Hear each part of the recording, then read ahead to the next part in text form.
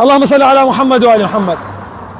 استاذنا الفاضل استاذ آيات كاظم السراي على راسي، يشهد الله تليفونيا، اتصلت بي تليفونيا البارحة بالليل، قلت استاذنا العزيز انت معلم قدير وقطعتك حاج بالروي عن ساقي المركبات، لطفا وليس امرا اذا امكن شيلتها وزارة من هذا المكان، تغيير مكان. قال تؤمر امري يا استاذ جلال، خادم وممنون. والله العظيم البارحة قلت اليوم شالها. الله يطول عمره بحق محمد وآل محمد. شيل اخواني بعد عيني، الله يستر عليكم ان شاء الله. ممنون منكم انا، ممنون منك استاذ اياد، ممنون منك انا. هي الاخلاق الحقيقيه عندما تستمع لاخوك وتدم صوتك الصوته في سبيل خدمه المجتمع وما تجيك حكايه. ورحم الله ابن المجبل غبت عن نفسه.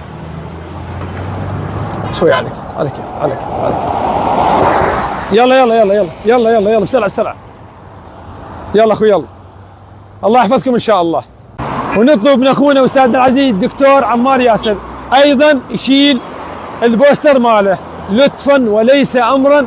دكتورنا الغالي والله وبالله وتالله حفاظا على سلامه المواطنين واخوانك مستخدمي الطريق، لطفا وليس امرا هذا البوستر ينشلع. واطلب من مدير الوحده الاداريه ومن مدير البلديه مراقبه جميع بوستر على الشارع وعلى اي قطعه في منتصف الجزر الوسطيه، واكد على الاشجار تقليمها من الاعلى ومن الجانبين لطفا وليس امرا. شكرا جزيلا اخوكم ابو حسن.